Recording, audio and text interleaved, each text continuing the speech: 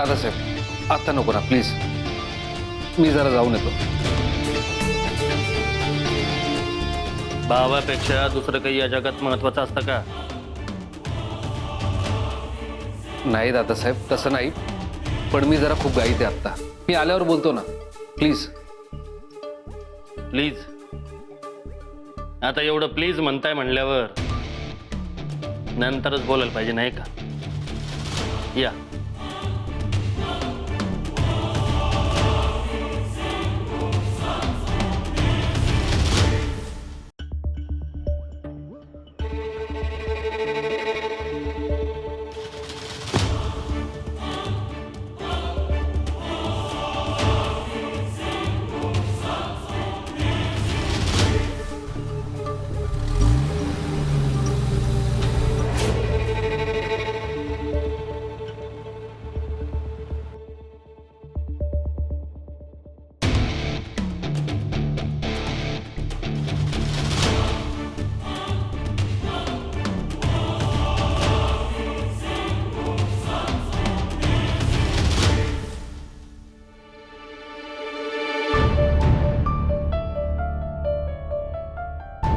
हो संजीवनी बाई.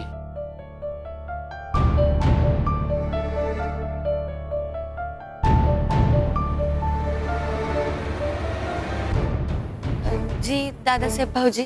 अवे काय चाललंय तुमच्या नवरा बायकोचं? नाही तुमचे पतिदेव आता घाईघाईत कुठंतरी निघून गेलेत.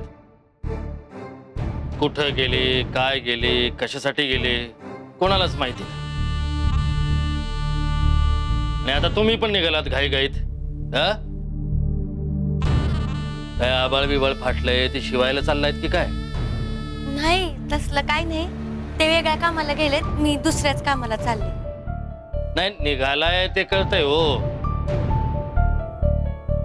पण कोणत्या कामासाठी निघाला ते तरी कळू द्या.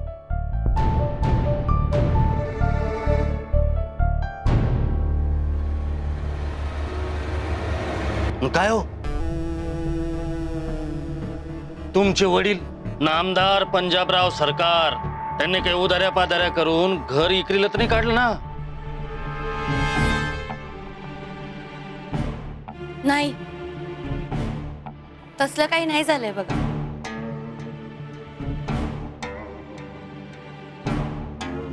मग नेमकं झालं तरी काय ते तरी सांगा. ते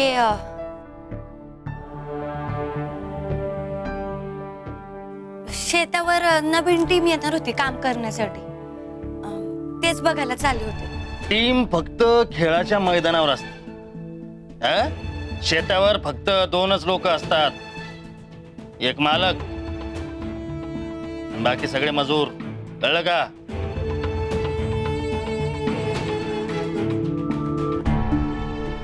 हा बरं ते काय झालं म्हणलं त्या मजुराचं?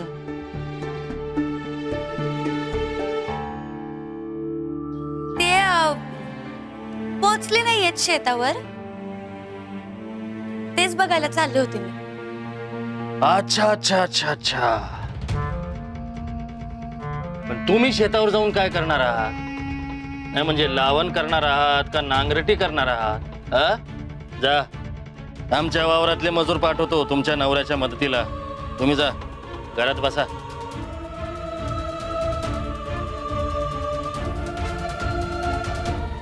तुम्ही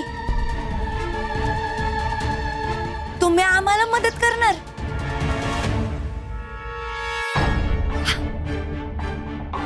हाय अंबाबाई. दादासाहेब भाऊजी लय लय थँक्यू बर का. पण आम्हाला नकोय तुमची मदत. नाही म्हणजे कोणास ठाऊक मदत करण्याच्या बदल्यात कुठल्या पेपरावर सह्या करून घ्याल माझ्याकडनं?